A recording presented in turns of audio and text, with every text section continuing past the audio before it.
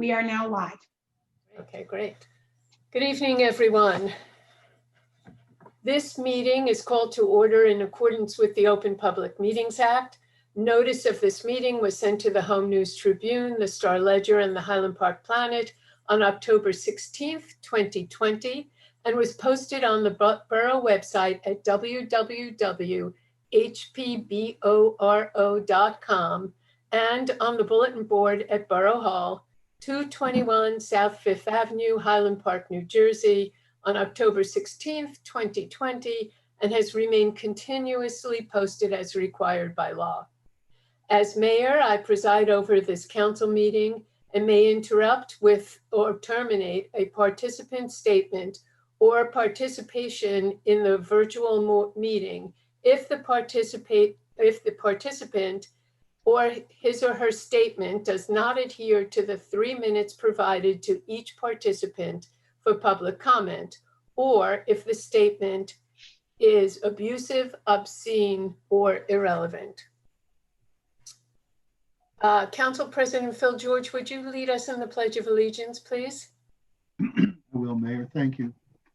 I pledge allegiance to the flag Of the of the United United States of America And and to the republic for which it stands, one nation, under God, indivisible, with liberty and justice for all. We hope. Yes, thank you. Roll call, please. Mayor Brumiller, Here. Councilwoman Canavera, Here. Councilman Fine,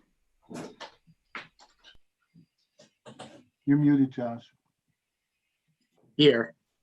Councilwoman Foster, Yes. Councilman George, Here. Councilman Hale, Here. Councilwoman Kim Chohan, Here. Borough Attorney Schmier, Here. Borough Administrator Hover. Here. Well, this is the 13th virtual council meeting. A recording of the proceedings will be made available via HPTV following this meeting. Does anyone on the council have any agenda questions? No? Okay. Let's go right into our council reports then. Again, I'm going to go in order of how you appear on my screen. So Councilman Matt Hale, could you please give us your report? Great, thank you, Mayor. I have a couple items. Wanted to make sure that all the small businesses in town know about a new potential funding opportunity. The New Jersey Economic Development Authority has a phase 3 for small business emergency assistant grant program. Pre-registration opened on 10/19. If you go to Main Street, Highland Park, there's a link, but phase 3 sets aside $70 million for restaurants and micro businesses, including nonprofits and home-based businesses with 50 or fewer full-time employees. Increases the amount of funding available for these businesses and their grant awards calculated on the number of full-time employees. So it's an opportunity that I hope any of our businesses in need would be interested in taking advantage of. Again, it's the New Jersey Economic Development Authority phase 3 for small business emergency assistance. There's links on the Main Street Highland Park website. And I believe I'm hoping we can have some on the borough website for that as well. And then also just a reminder that the farmers market is still going on and going strong. So it goes until 4:30 for the rest of the season. Starts at 11 a.m. And we're going to go all the way through December 18th. So obviously, we're trying to make sure that people wear your masks and do proper social distancing. But it is a great event to go out and see people and feel a little bit on the normal side. So please make sure that you are take a look at the farmers market. And that's my report. Thank you. Thank you. Councilwoman Kim Chohan, do you have a report? Yes, I do. The Human Relations Commission will be meeting tomorrow at 7 p.m. I will be discussing with the commission about bringing back their book club, but this time with a twist. Instead of maybe recommending books, recommend Netflix shows, movies, or documentaries. Board of Health, yesterday's flu clinic was canceled due to Unite's Pharmacy experienced a shortage in flu shots and has asked to reschedule for a later date. Please follow our HP Borough Facebook page, or you can call the community center at 732-819-0052 for the latest updates. Mask fatigue is starting to get the best of us, even me. At the next meeting with Board of Health, I will be discussing this obstacle, and I'm sure they will have many recommendations. Universal Access has a new chairperson, Jan Versace, right? Sorry, Jan, I butchered your last name, but I look forward to working with you.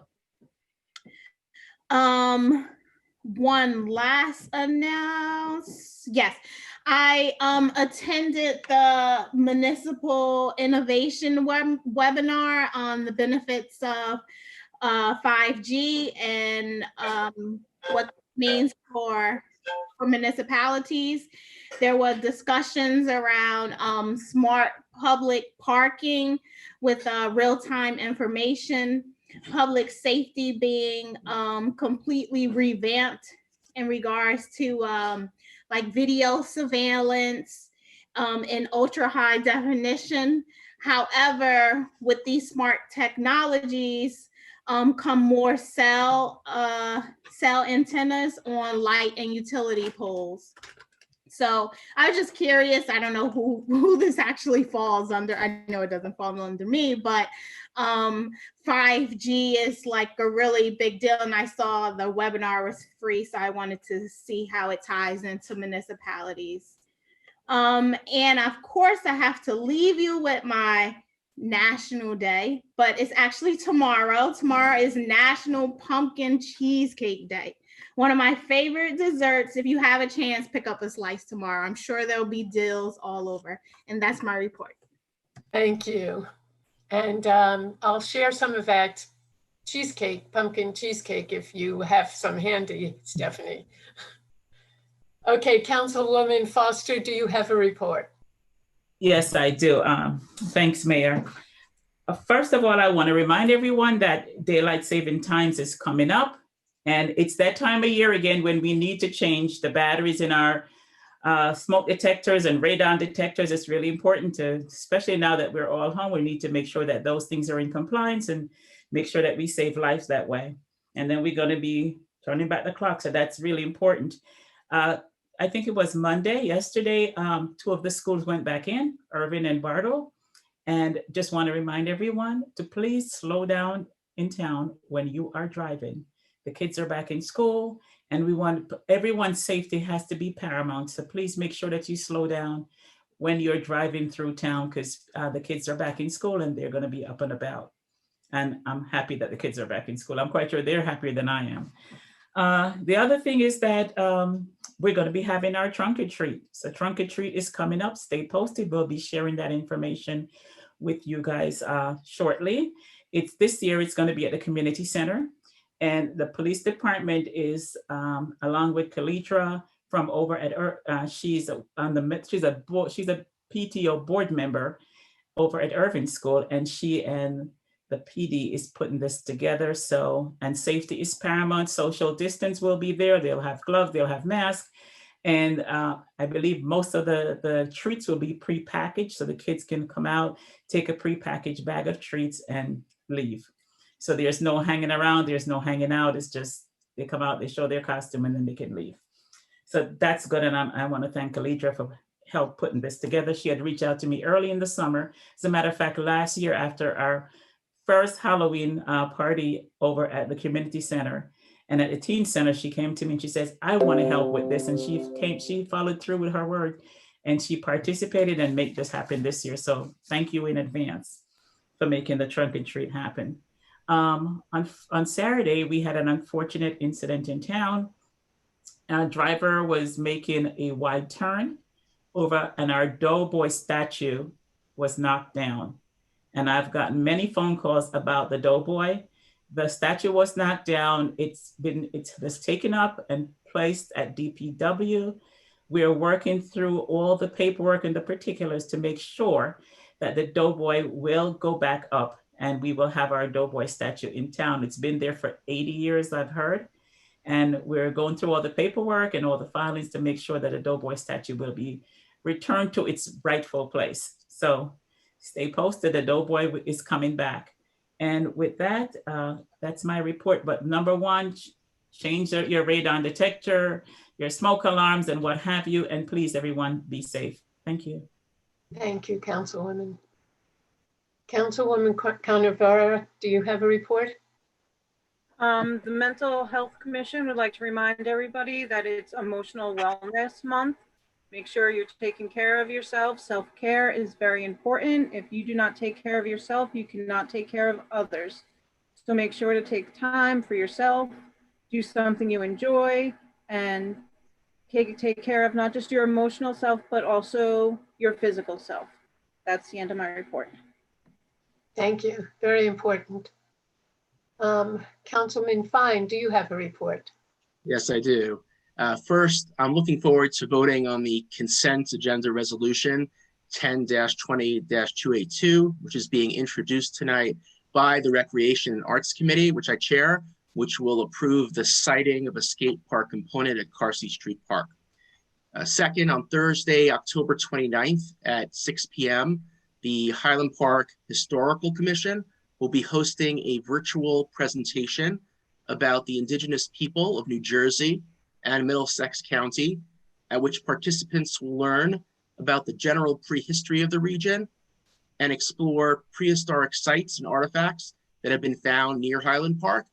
The presentation will be led by Gregory Latanzi, curator of the Bureau of Archaeology and Ethnography at the New Jersey State Museum and the New Jersey State Archaeologist. Third, and I just found this out today, and thank you, Mayor, I got your email. If I can announce some what I consider exciting news, on December 31st of this year, hopefully we will have a fireworks spectacular program that will be jointly sponsored by Highland Park and New Brunswick.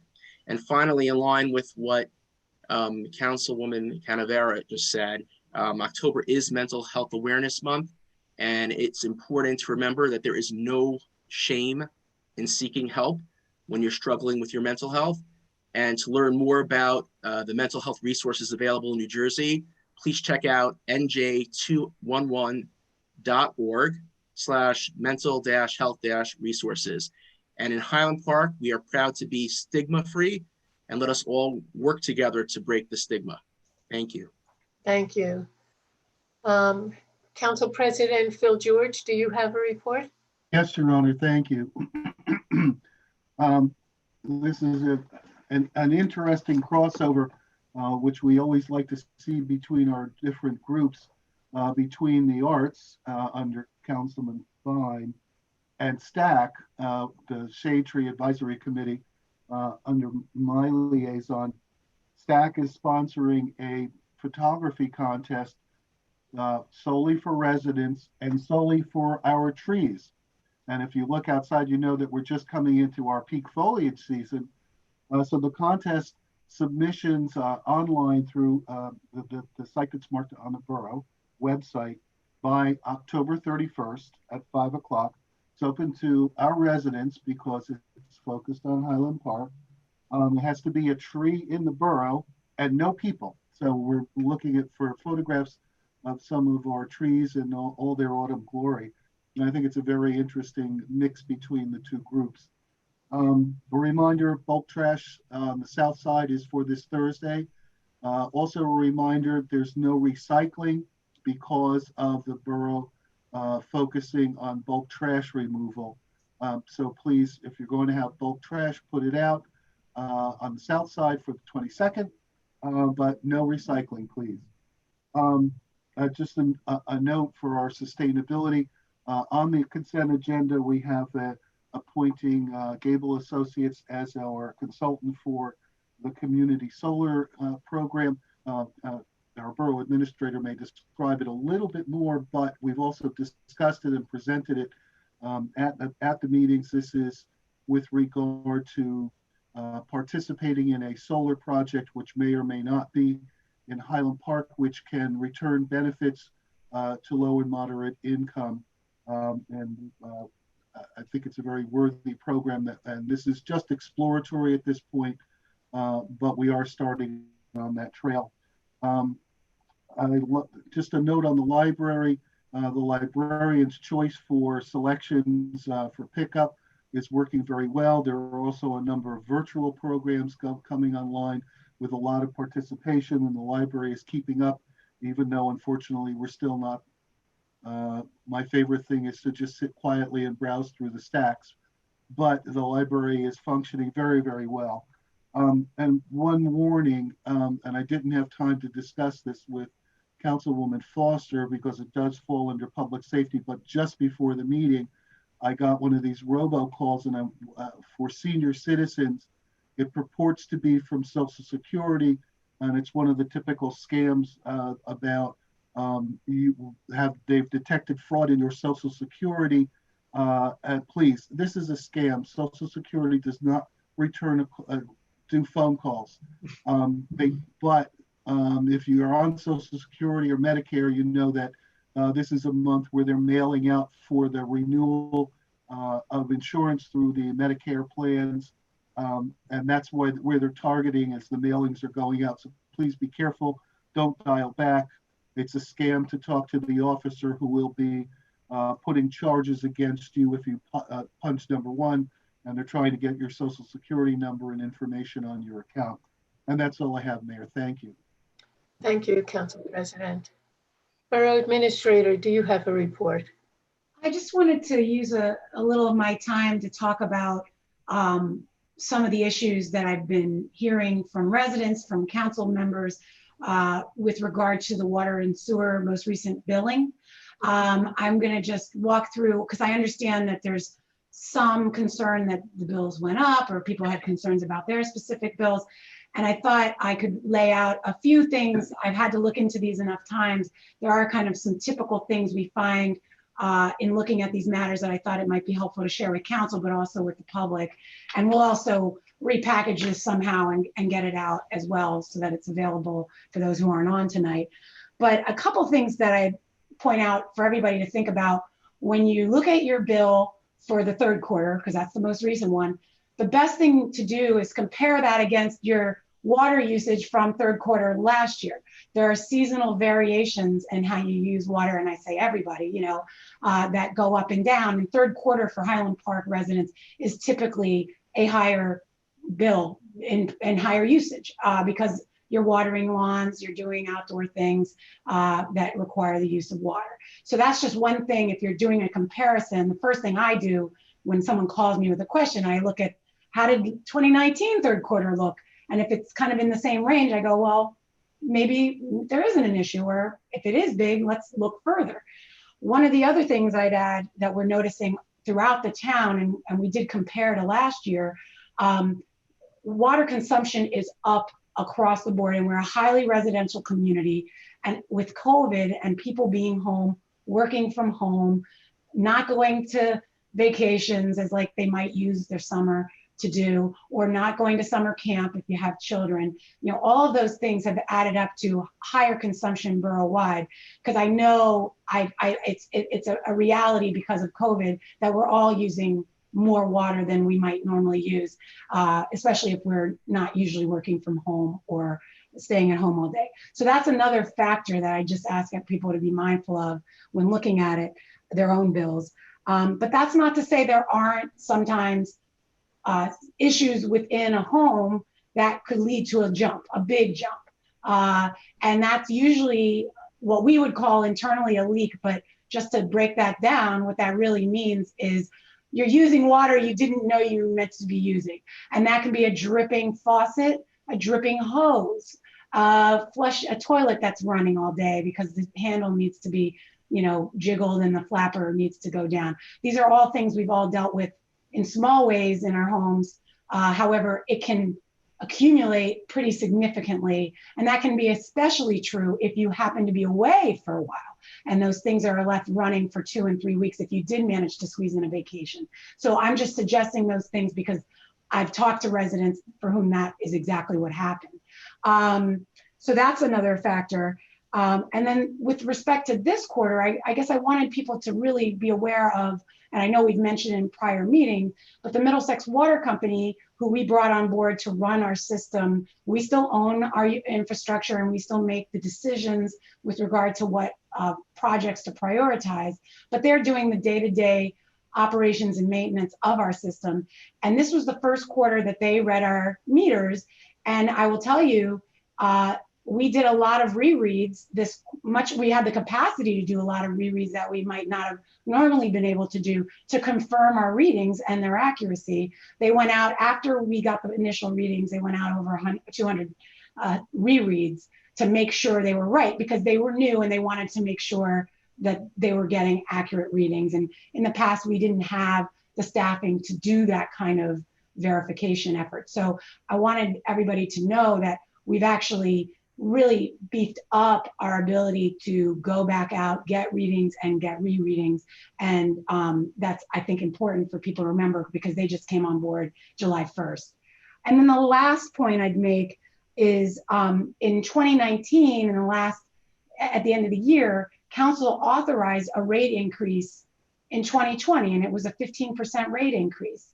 And so if some folks are looking at their bills from prior years compared to this year, that would account for some of an increase there. Again, which is why I suggest people look at usage when they're comparing their numbers because the rates can change over time. So those are kind of my 5 points that I try to walk people through when I have to kind of break it down. And our office does try our best to explain when people call. But that said, if anybody has ever any question about their bill, we would encourage them to call the office and we will take every call seriously and every case is different. We really have to look at each situation, look at the numbers and walk through the steps before we can make a determination. So again, I know the due date was already come and gone. However, if anybody's still concerned or has other questions, we are here to answer and we will do our best to get you the clarification you need. And also address any issues that need to be addressed if there is an issue. So that's all I have for this evening, Mayor. And just one last thing, sorry. We will be scheduling that meeting to talk more in depth about our water system for those who really want to understand it a little more. And we're hoping to get a date for in the next couple of weeks. So we'll announce that very soon. Very good. And also you'll have Middlesex Water there. Sure. We're gonna start from the beginning. Like, how does your water get to your house? You know, we're gonna start there, and then we're gonna end up. Here's how we get your bill, and then we'll take it from there and give people a chance to learn and also share their concerns. Thank you very much. Borough Attorney, do you have a report? No report tonight, Madam Mayor. All right, I have a few things to go over, some of which were covered by some of our council people, so I'll keep those parts brief. But the first thing I have to say is, folks, we have a lot of work to continue to do to help control the spread of the COVID virus in our town. 2 weeks ago, we saw a surge in cases here of 20 to 23 cases a week, which were similar to the kinds of numbers we were looking at the peak of the COVID-19 outbreak here in Highland Park.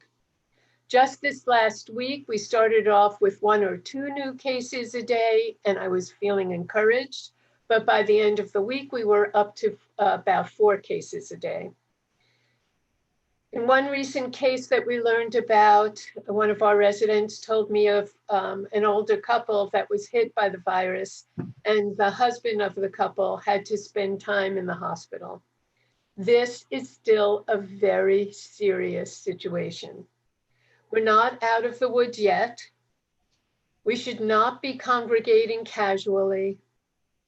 Please When you are outside, keep your masks handy because you will be running into people and you need to have your masks on, even outside. Do it for your family, do it for the vulnerable people in our community, and do it for yourself. Borough Administrator Hover covered in great detail a lot about the water situation that we're looking at. I just want to thank the Borough Administrator and the people at the office there, the Water and Tax Office, for all the work they've been doing on this situation. We are taking this very seriously, and we'll be looking into, as the Borough Administrator said, each case that comes to her attention does get looked into thoroughly. As the weather starts getting colder, I urge you to continue supporting our downtown businesses. Everyone who shops local helps maintain us maintain a vibrant downtown, be it by getting takeout food, using our town tables, and dining outdoors, participating in the farmers market, and patronizing our small shops. Keep in mind that you can fill many of your needs without traveling outside of Highland Park. If you want candy for Halloween, we've got a store for you. If you need clever gifts for birthdays, we've got places for you to shop. Do you want something different for your weekend meals? You can find these things downtown. If you need jewelry or repairs, we can take care of it in our downtown. We've got all of this covered. So please give our businesses another look. I'm very proud that Middlesex County has decided to locate one of its very few voter information centers right here in Borough Hall. Representatives from the county's Board of Elections will be there. They were there since Monday, and this program runs through November 2nd from 11 a.m. to 7 p.m. There are a couple of days when court is in session, when we'll have to put a stop to the education centers. County residents will be able to stop by without an appointment to get a replacement ballot, perform a signature certification, or collect important information on how to register your vote in the 2020 general election. Please note, we are limiting the amount of visitors at one time to accommodate social distancing. Masks are required in the building at all times. However you decide to get your ballot in, just get it in. Please vote. Councilwoman Foster mentioned what happened to our Doughboy statue over the weekend. Just a little more detail on that. It was 1921 that the Doughboy statue was first honored here in Highland Park. It was brought to us and about 2,000 people attended a ceremony unveiling the statue at our memorial site. It was a statue that was dedicated to the sacrifices of our servicemen and women in World War I. In the years since, the Doughboy statue has continued to bring people together in respectful homage to our veterans. He was the statue was the center of our Veterans Day parades, and we shared those parades with the city of New Brunswick. There were hundreds of people that participated in these parades around our Doughboy since 1921. The statue has also served as one of the starkest landmarks in our region, aiding navigation for countless motorists and serving as a focal point and a local point of pride. As Councilwoman Foster mentioned, this weekend, sadly, the Doughboy statue was accidentally knocked down and heavily damaged by a tractor trailer. Our police department immediately reacted and has been working with the VFW post in New Brunswick to ensure that the statue gets replaced. I also received a call from the chair of our Highland Park Historic Commission, and she and the commission volunteered their help with this. And that's what Highland Park does. When something bad happens that we all don't want to see in our community, we all come together to find a way to make things better. That's the Highland Park that I love. Now more than ever, we need to continue to get the message of bravery, sacrifice, and unity out. We must be united. Okay. We're now ready for our first public session. Just to remind everyone, the total time allotted is 21 minutes, 3 minutes maximum per speaker. Comments are limited to items on the agenda. If you want to speak on an item that is not listed, please do so at the second public information comment session later in the meeting. The borough clerk will monitor the time and indicate when 3 minutes have lapsed. She will give you a warning when there are 30 seconds remaining. There will be a hard stop at the 3-minute mark to make sure everyone has time to speak. As a reminder, I may interrupt, warn, or terminate a participant's statement, or if it does not adhere to the 3-minute provided to each speaker, or if the statement is abusive, obscene, or irrelevant. If you would like to speak, please raise your hand by pressing the *9 button on your phone keypad, or select the raise hand button on the Zoom application. The borough administrator will announce your turn by reading out your name or the last 4 digits of your phone number. Please begin by stating your name and your address, as well as your last name. Again, if you would like to speak, please press *9 on your phone or the raise hand button on Zoom. Borough Administrator, are there any? I see one hand. Looks like Matthew Hirsch. Okay. Please unmute yourself and state your name and address, please. Thank you. Hi, everyone. It's Matthew Hirsch, 333 Felton Avenue. I share your sadness about the Doughboy. It's a very important monument in town, and I think illustrative of our kind of history of of honoring our veterans, and it's just become more of a symbol, so much of a symbol. But I was wondering, what is the who owns and maintains that park? Well, that's a really good question, Matt. We've been talking about that today, the borough administrator and myself, and also Councilman George, Council President George. Borough Administrator, do you have a clearer understanding of the answer to that question?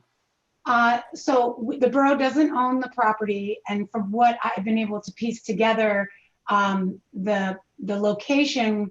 This has been, and I'm looking back at the records. I didn't have a chance to do it before the meeting.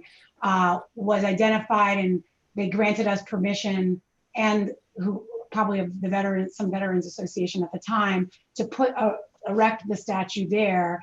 And I believe it's been a kind of a handshake deal that's worked out where the borough maintains the flagpoles, some of the lighting on the site, but I believe the property owner or the tenant, which is the neighboring gas station, helps to maintain some of the grounds. Elsie seems to know more than I do. Go ahead, Elsie. I had the pleasure last year at our Memorial Day parade to meet Joe Rack, and he is the person that owns that entire area and lends it to us every year for $1. Mm-hmm. So it's a 10-year. It's a 10-year. I think he's been waving the dollar because I don't know. Yes, it was supposed to be every year, and it has been in his family. So that $1 has been totally waived, and he was just so happy and proud to be a part of everything last year. He was there, and he kept on sending me pictures and you know, I have a nice collection of pictures that he sent me of the Doughboy and of them doing different things and him being in the service and why his family had donated that spot. And he continues to make sure that it's maintained. As a matter of fact, before the parade last year, he was out there hanging all kinds of stuff on around to make sure it was properly done and making sure it was clean and beautiful and pretty.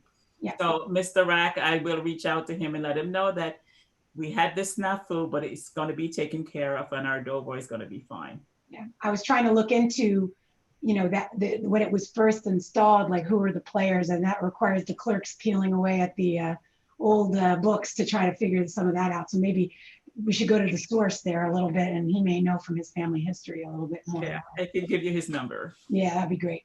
Yeah. Mhm. Thank you.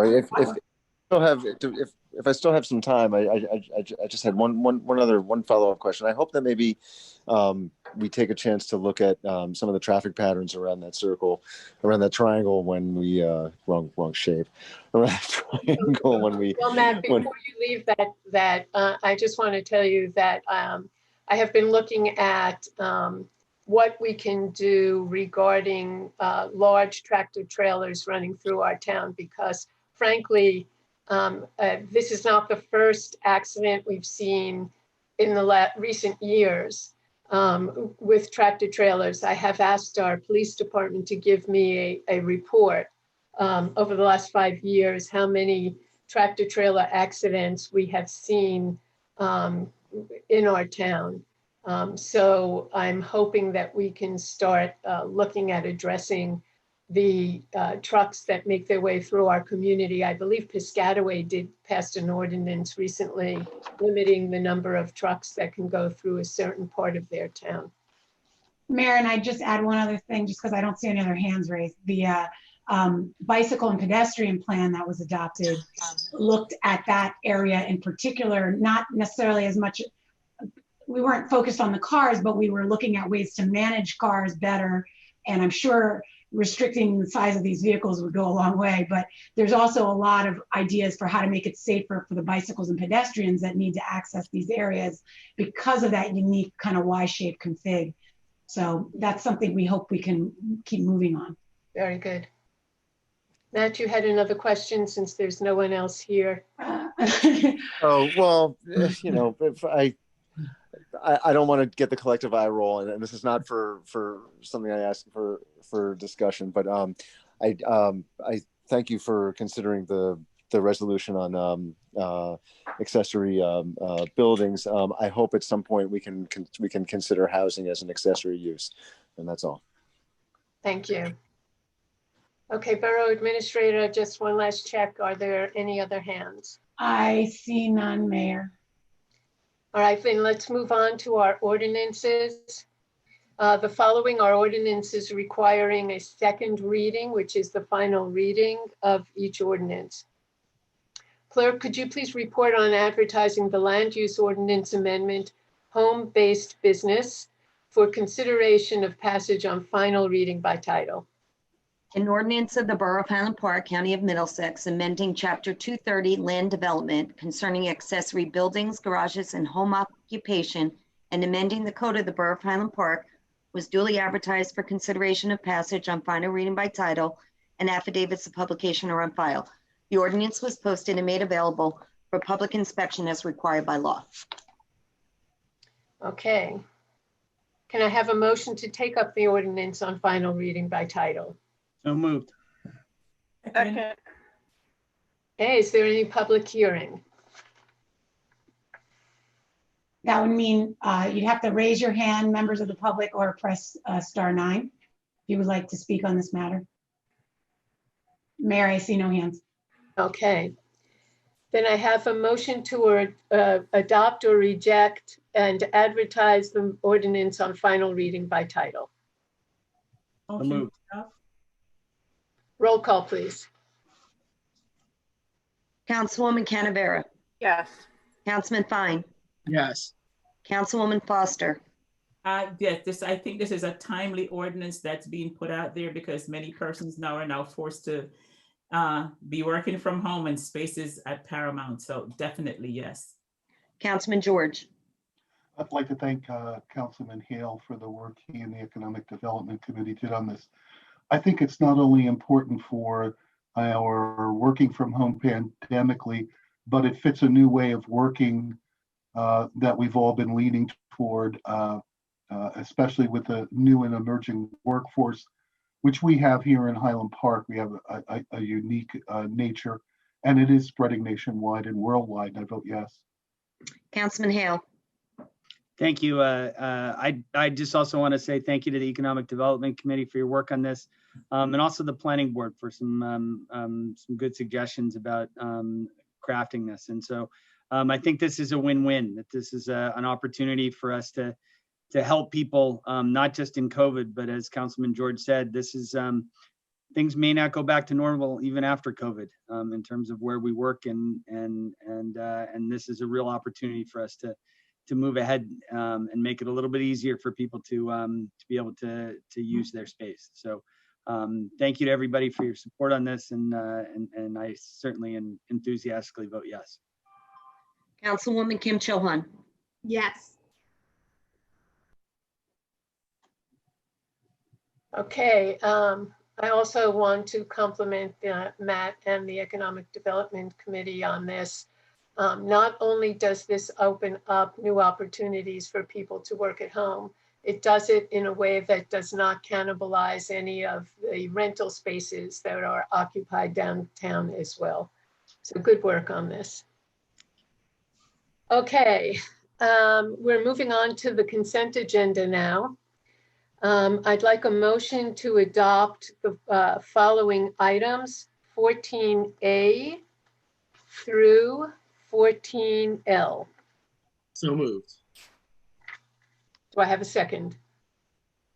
Second. Okay, roll call, please. Councilwoman Canavera. You have to unmute yourself. Sorry, yes. Councilman Fine. Yes. Councilwoman Foster. Yes. Councilman George. Yes. Councilman Hale. Yes, and I just want to say I'm really looking forward to shredding at the skate park. So thanks. Councilwoman Kim Cho-Han. Yes. Okay. May I have a motion to adopt or reject Chapter 159, a resolution on alcohol education and rehabilitation grant? So moved. Second. Roll call, please. Councilwoman Canavera. Yes. Councilman Fine. Yes. Councilwoman Foster. Yes. Councilman George. Yes. Councilman Hale. Yes. Councilwoman Kim Cho-Han. Yes. All right, may I have a motion to adopt or reject Chapter 159, Resolution NJDEP Clean Communities Grant? Motion. So moved. Second. Roll call, please. Councilwoman Canavera. Yes. Councilman Fine. Yes. Councilwoman Foster. Yes. Councilman George. Yes. Councilman Hale. Yes. Councilwoman Kim Cho-Han. Yes. Okay, I am appointing the following crossing guards: Catherine Chiachari, Mary Ann Kinsey, Kibby May, Lucille Morris, Charlene Rayside, Beverly Robinson, Michael Stazeski, Margaret Toman, Deborah Riddick Smith, Jacqueline Ryan, Elizabeth Rosner, and Earl Smith. May I have a motion to confirm? Motion to confirm. Second. Roll call, please. Councilwoman Canavera. Yes. Councilman Fine. Yes. Councilwoman Foster. Yes. Councilman George. Yes. Councilman Hale. Yes. Councilwoman Kim Cho-Han. Yes. All right, we're about to go into our second open public comment session. This session is open to any topic. The borough clerk will monitor the time and will offer a 30-second warning and then indicate when 3 minutes have lapsed. The session will wrap up by 9 p.m. If you would like to speak, please raise your hand by pressing *9 on your phone keypad or select the raise hand button on the Zoom application. The Borough Administrator will announce your turn by reading out your name or the last 4 digits of your phone number. Please begin by telling us your first and last name as well as your address.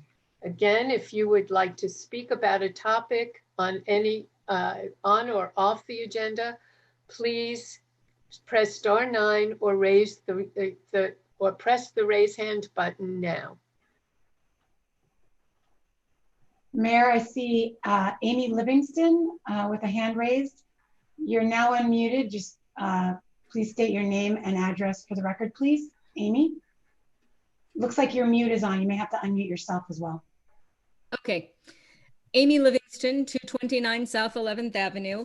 I was at the September 15th meeting asking the council to consider endorsing the Energy Innovation and Carbon Dividend Act and to put it on the agenda for a future meeting. And 2 meetings have gone by, it hasn't been on the agenda. So I just wanted to come back and remind you of the benefits of this bill. Puts the costs of pollution and carbon emissions on the people who are producing the most emissions and diverts them from the low-income communities that are producing less, puts money in their pockets. And I wanted to mention also that this bill has already been endorsed by several communities in New Jersey, including Bound Brook, Hopewell Township, Hoboken, Jersey City, and Princeton. So you would be in good company if you would consider endorsing this bill. Thank you, Amy.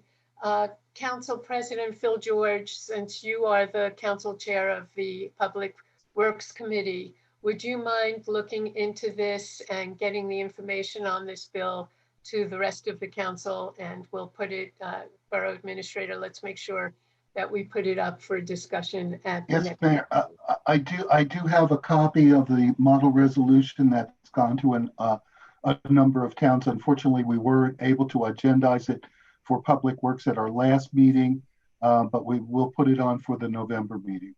Very good. Thank you. Thank you, Amy. Thank you. Are there any other hands? I do not see any, Mayor. All right, then we're going to move on. Council members, would you like to waive the 5-minute recess? Okay, great. I'd move to waive it. Okay, great. We will do that. I see all these heads going up and down. Okay, we're going right into our work session then. No formal action is taken at our work session. The first item I see on the agenda is adopting remote public meeting procedures. Ed Schmier, would you, Councilor, would you mind speaking with the council about this? Thank you, Madam Mayor. The Department of Community Affairs, the Division of Local Government Services, on September 24th, issued some emergency regulations, which will be codified in the New Jersey Administrative Code, about how to operate remote meetings during an emergency. I'm not quite sure why it took them 6 or 7 months into the emergency to come up with these regulations, but they have. We took a look at the regulations, the proposed rules. We took a look at how you actually run your meetings, and you are in complete compliance with the suggested language that they would like you to put in a resolution pledging to allow the public to participate and following the proper protocol for noticing and recording these meetings, etc. And as far as I can see, having participated in all of them, that you are doing it exactly the way the state would like you to do it. There is a provision in there about allowing the public prior to a public meeting to perhaps submit comments or questions in writing. And if we get those, we would have to basically put them on the record. And I would work with Joan to take a look at those and to make sure if we do receive any comments in writing, we could put them in the record in kind of a succinct and way. And There are also some problems I understand in talking with folks down at the League of Municipalities with some South Jersey towns where many of them were using this chat feature where during the course of the meeting, governing body members could basically chat with one another in the margin of the meeting, not being shown to the public, and or comments could come in the chat feature, and those were not necessarily shared.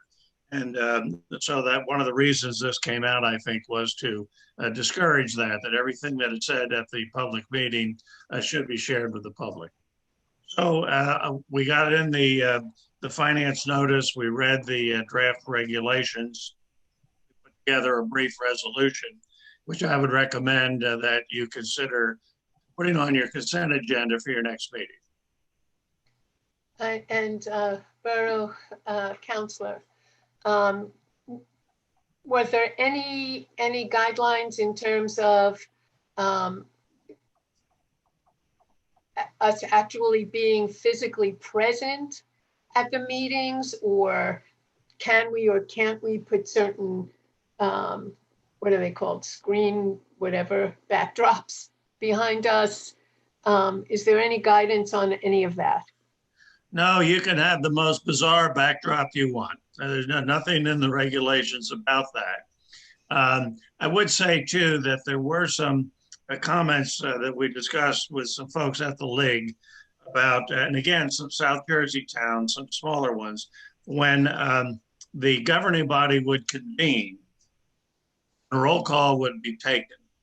It was suspected that a number of the members of the governing body were not really hanging around to attend the whole meeting. So you would see their face at times, you see their name at times, you would see nothing at times. And the either the mayor or the chairman of the governing body would have to periodically ask if so-and-so was still there. And if they didn't get a response, there was some concern about whether or not the governing body lost their quorum. So the League was suggesting that some language be put in the resolution that after a roll call is taken, members of the governing body who announce that they're present remain present. You can always be excused when you ask the chair, meaning the mayor, but you shouldn't just click off or, not respond. That is also reflected in this resolution. Okay. So this will be on the agenda for the next council meeting.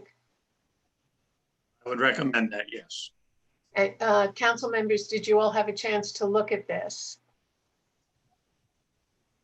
I see some yeses, I see no reaction. I sent it out at the 11th hour. I apologize, Mayor. So there is a memo that basically Ed did a good job of paraphrasing the memo he wrote for me on this, and you have it now. So if you have any concerns between now, and the memo also includes a draft reso. So if you have concerns between now and then, please let the mayor, I know, and we'll mull them over before we put something on the agenda. Okay, thank you. Micro-mobility study, Terry. Sorry, Ed, I just thought of something. How does this resolution apply to the commissions as well? Because they're noticed public meetings. Oh, mute.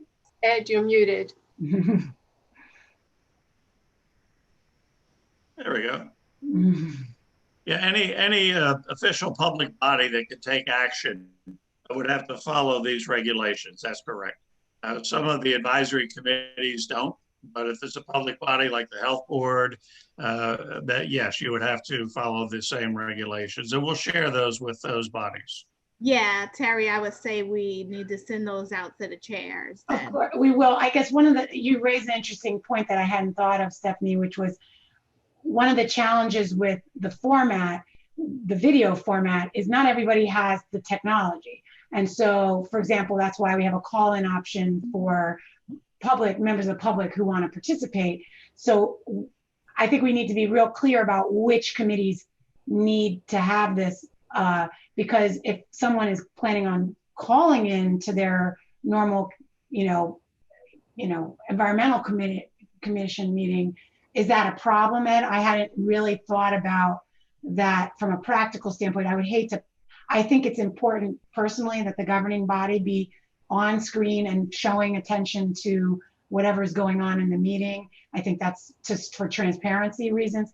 But I'm I guess personally, less concerned about if a member of the Environmental Commission needs to dial into their meeting and they can't be on the screen because they don't have for whatever reason, they can't be on the screen.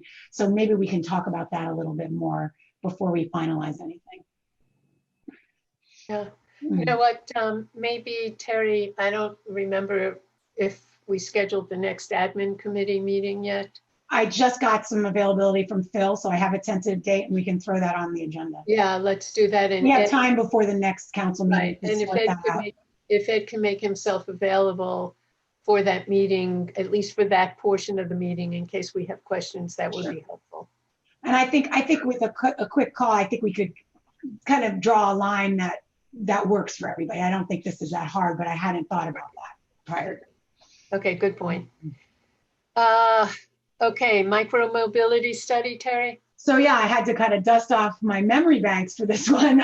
This was something that Rutgers and one of our residents, Professor Clint Andrews, was lucky enough. They got funding from the National Science Foundation to look at micromobility and safety. And micromobility includes things like e-scooters, e-bikes, et cetera, things that we've been very active and exploring in the borough.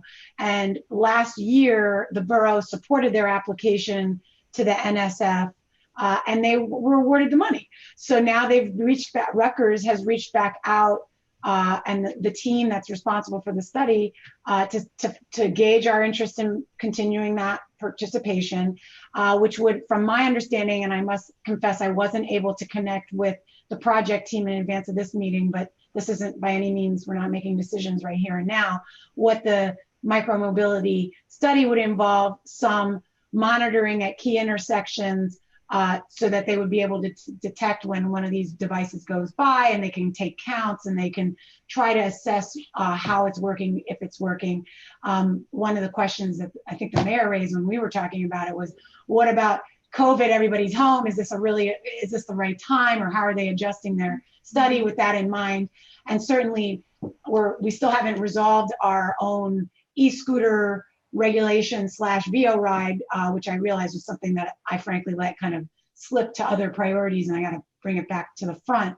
But I think the timing could be really good because we might see an uptick in some of this technology. But I'll have to bring back to you kind of how they're approaching the project moving forward. I believe it's a multi-year project, but essentially they're looking at various ways to make all of these things, pedestrians, micromobility devices, all work more safely and more effectively to create transportation options for people that work. So I think it's something we should be encouraged and supportive of if we feel comfortable with what they're proposing with their research, which is why we signed on in the first place. But I just wanted to get it back on everybody's radar that this is a project they got awarded. So now they're regrouping, going back out to the towns that they had initially approached. We weren't the only one, and we'll take it from there. So I just wanted to get this back on your radar. That's great. Okay, water and sewer capital project. Mayor, Matt has his hand up. Oh, I'm sorry. Can you just also make sure that SWAC has a copy of whatever, like? Yeah. They were on Clint's email, so they know. I just want to make sure that they know too. Okay. Yeah, no, I think they co-signed the support letter. Yeah. So they got the same note I did. Okay, they were involved in the initial discussions a couple of times. Certainly am not gonna. I'm going to make them do as much work on this as I humanly possibly can. Okay. Anybody else before we go on? Okay.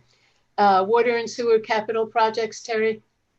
I wanted to report, I was able to brief the Public Works Committee, and I took the liberty of putting this on the agenda now because we have some capital projects emerging from our new water and sewer operation team that I wanted to get on your radar.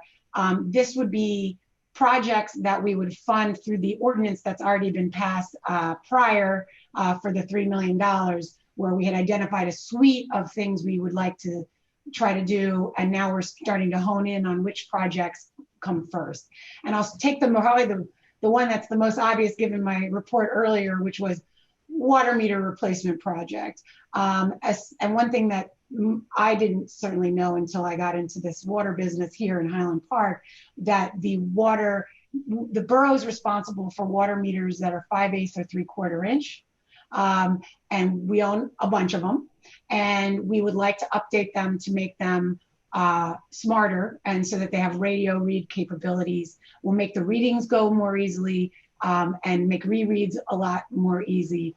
And so what we are probably going to be coming to council soon, as Middlesex Water has the scope of work identified, is to get your authorization to do a RFP for the purchase of those meters we need, as well as for the installation of those meters. We're not sure yet if they're going to be one contractor does the whole thing, or if it's more cost effective to break it out. So we're working through those details with our contracts attorney in Ed's office. That'll be something she works with us on. But it's after this last set of readings, it was very informative to Middlesex Water, and it's become a kind of a high priority that I think both will help the department run more smoothly, but also I think residents would like as well, because they'll be able to they'll have new meters in their homes. So that's one of the projects. And there's also two issues where we have either a storm pipe or a sewer pipe running through, and these are two different locations, a manhole. And the cost of fixing that is we have to do a bid. And so it's become highly recommended from our operator that we address those two issues, because if one of those pipes was to have a break, it can lead to there's water, there's sewer, and there's storm, and you don't want all these things mixing together. And so this is a vulnerability they found, and they want us to address, and is really emblematic of the kind of attention and proactivity that we hope to be bringing to you more and more. As we find these things, we want to have a plan for addressing them and following up on them. And so I'm as soon as they have those specifications ready for when they think they're gonna have them ready, I'm gonna try to get a resolution on for council's consideration to go out and do those bids. So that's all I had on that. So Terry, the one question I always ask is, when we talk about tearing our streets up, let's try to coordinate, if we're going to have to do any repairs on the street, if we could try to coordinate the timing with PSE&G or the state, or our own plans for resurfacing, so that we avoid any problem of digging up, fixing, and then having it dug up. Yeah, and I honestly, that's a really good point. I don't believe these roads are in the front burner, but I will verify that. And also, I don't know the extent of the disruption. I don't think they will till they design the solution. How much road, if any, can it all be done from inside the manhole? I have no idea. Okay. So we'll figure that out. Okay, great. Any questions on this for Terry? I saw Tara's hand up. Tara? Can we also make sure that when all of these things are being done, that the accessible curve cutouts are properly redone? And yes, I don't see any of these particular ones affecting that, but as a general principle, yes, absolutely. Good point, Tara. Mm-hmm. Anybody else? Okay. Parking lot outdoor pop-up use, Phil? Thank you, Mayor. Thing, or is yeah, Councilman Hale and I had a conversation a couple of weeks ago, and as you know, I've been looking to move the Bergen Auto site that the borough now owns into some kind of use for not only for all different kinds of art, spoken art, visual art, so on and so forth. But given its condition and problems with the insides, we're looking at doing something with the outside. And so what Matt and I were discussing was the possibility of having a pop-up use of the parking lot itself. For instance, it could be like the antique sales that have been running at White Lotus before the problems with the pandemic hit, where vendors could set up in the parking lot. There'd be room for cars to park both on the street nearby and on the side street. It would give it some use, and it would give it some life to the downtown. I know one of the conversations was the condition of the parking lot that we talked about with the administrator and with Public Works. That's already in the works to patch some of the potholes. And I was looking for the council's permission to start. Matt and I can figure out how it should work, or economic development and Main Street can figure out how it would work. But I'd like the council's blessing to move forward with using that public workspace as a public space for whoever comes up with a great idea for an outside pop-up. Okay, anybody have questions for Phil? So it would just be outside, right? So if someone, because remember we had the issue with the restroom and it had to be ADA at Main Street. Yes, Councilwoman Kim Cho-Han, there are problems on the inside which are slowly deteriorating. It is not a publicly accessible space. I know I took a look at the building, scouted around the outside a couple of weeks ago, and the bay doors are they're wooden and they're starting to rot, which is a risk. There are electrical problems. It's not ADA accessible. And basically the suggestion from both Public Works and Scott Brescher has been, stay away from the inside. It is not worth the risk to the borough. But there's one of the biggest parking lots on Main Street outside of Stop and Shop, right on the main drag, and it's in an area which would really encourage something interesting to happen. I know some of the other shall we call them motorheads and myself talked about just showing up one morning and parking our old antique cars there and walking down the street to get coffee, just to have something going on there, right? But unfortunately the pandemic hit. But so it would just be for the outside, and we can get it started if you approve right after we get the patching done. There are a couple of really big potholes that are unsafe there, and that Public Works will be patching. Just to be, the only thing I would add is first of all, thanks, Phil, for taking this up. I think it's a really great idea as well. I think there might be a possibility of of the building being a short-term storage of some sort. That might help some of the pop-up vendors so that they wouldn't have to move in and out all the time. But again, the most important thing is safety and code and all of that, and that would have to be looked at. But not as an actual use. I think that's pretty much off the table. But I think that maybe there's a way that rather than them have to pack up and leave every night, they might be able to put stuff in there and then come out the next day if they're there for 2 days in a row or 3 days in a row or something like that. As long as they sign a waiver that if it rains on their stuff, they're not going to get mad. Sure, but I just wanted to hold that. I just wanted to mention that is obviously we'll make sure it's correct and working and all of those things, but that might help out the pop-up folks a little bit. So yeah. So my concerns about safety in that area. So if we are at all going to consider any usage of the inside, I'd like you to talk with with our borough attorney for some kind of language that they would have to sign, so that if, God forbid, something happens and they fall or whatever in that space, or their merchandise, to Terry's point, gets ruined by the rain, that we're not going to be liable for that. Can I add something? Sure.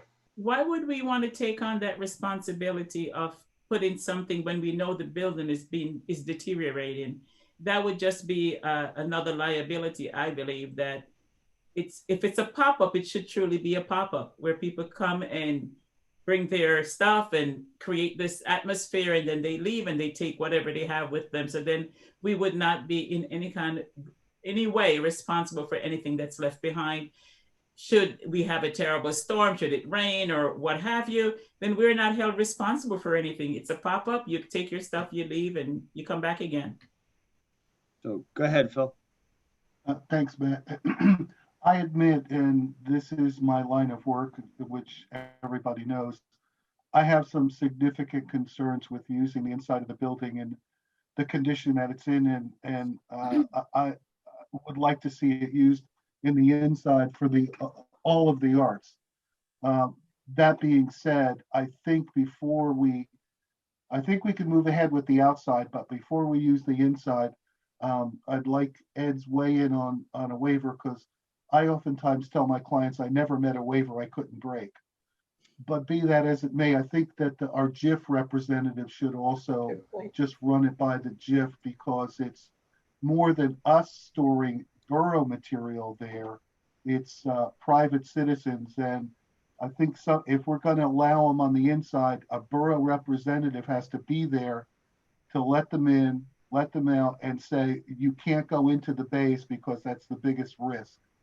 And that brings on, now we're starting to operate as opposed to just letting the parking lot be used. But I think we can get those decisions pretty quickly and be ready to run ASAP.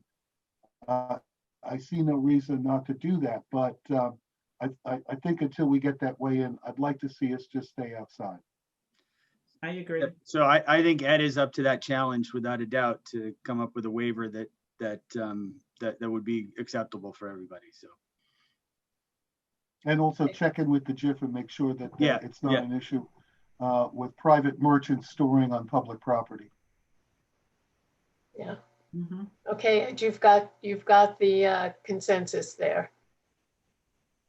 Great. But does everyone agree we can start ASAP on the outside? Yes. Matt and I are going to be there running a flea market on Sunday. Mayor, can I mention one thing? I got a cellar full of antiques. I'm ready to rock and roll. Terry, you wanted to just we have our first kind of temporary artsy use of the front window, not in the bays, but in the shop side, where the first stop, I believe, on the haunt that's getting set up for downtown is going to be there. I believe starting maybe as soon as this coming weekend, depending on when they get it all set up inside. So I'm thinking, Ed, I need that waiver language ASAP. I didn't think of it until now. But I'm pretty sure they don't expect this to be a forever thing. They get it. But it's probably not a bad idea. But I just it was just a shameless plug. I think it's going to be a cool thing. It's going to be a self-directed haunt. It tells you a little story as you weave through town and takes you to the next location. There's more information, I think, on our website and on Main Street's website and on Facebook. So we're going to be at least doing a little something over there. And the potholes on the parking lot will be repaired. And yes, and I have to confess, I just wrote Mike a quick email. Get those potholes done. Okay. But yes, he told me it was on the list. But it's also bulk week, so now I'm nervous. I'm like, it's bulk week. Oh no. Yeah. You know how I feel. I know how you feel. I will be out there with some tar myself if I have to. Okay. Thank you. Any other questions about the parking lot outdoors? No. Okay. Anybody have something they want to report on their goals? Josh. So just again, wanted to thank everyone for supporting the resolution tonight to cite the skate park component at Carsey Street Park. And just to let you know that I have been in contact with the borough's recreation arts coordinator, Andrea Bay. She thinks the idea is wonderful. And the next step really is we're going to work to try to get some cost estimates from skate park construction companies that can give us some quotes, some sample designs for us to consider and hopefully we'll be able to report back soon. Thanks. Josh, do you know if this is something that has to go out to bid? Is it that kind of an expense, or? I do not know the answer to that question. I would be pretty, I don't know anything about this, but I'm going to say it's more than $40,000.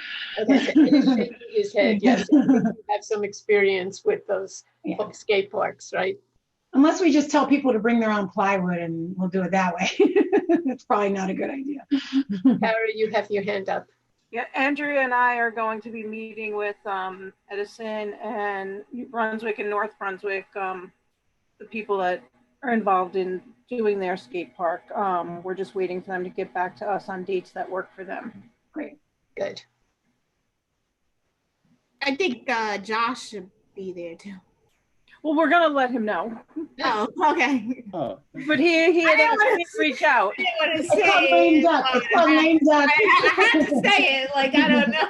No, Josh had asked me to reach out to them. Okay. Josh delegated. Yeah. I didn't know that. For what it's worth, I have a contact with a guy who owns a skate shop who has been a part of this from the skater end of things, and has helped on a couple skate parks, sort of saying, you know, what works for what ages and things like that. So I'll pass that along to Josh as well.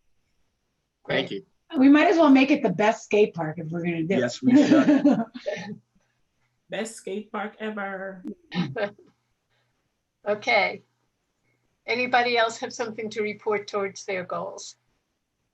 Can I, it's not about my goals, but can I ask a question? Go ahead. Other towns are, I saw mayors or so are reporting, I don't know where they're getting the data from, if it's from their town clerk or the county clerk as to how many active residents, voters in town have already voted. That's being reported by the press, and it's I think you can get it on Department of Election website of how many are in. I've seen 2 stories in the record about percentages of that are already in, and but I didn't see Highland Parks. So yeah, I can tell you because I get an email from the county clerk's office. Highland Park has 9,424 ballots that were sent out to date. As of yesterday, there were 3,720 returned already. There's still over 5,700 out. And how does that compare to other municipalities? They send us a list of every municipality, but I'm only looking at the stats for Highland Park. Okay. my memory from the news reports is that would put us at about a third if I did the math right, and that's pretty good. 39%. Thank you, Terry. I have an advantage over you guys. I just did it in my head. Well, I couldn't do it. That's why I have a calculator on my desk. So is it possible to send out, because I'm not sure when we're meeting again for the Nixle, maybe about the locations, and is that up? Do we send that out, or Did you say send voting in person? When you say send out, tell me what you're talking Through our Nixle. through Nixle. Voting locations. So I know Harry's posted something, I don't remember when, but Terry, if Monica can pull up what Harry posted most recently and get it out on Nixle, that would be good. And I don't. It's basically like how you can vote in the various ways. And where, Okay. and where in Highland Park. Yeah. Okay. Yeah, And well, then- that's why I wanted to know if we were like 80%, then. No, I think, and also, Mayor, we had talked about the info center doing a little more promotion. I think maybe the last minute people it's been not exactly overwhelming in terms of the number of people taking advantage of that.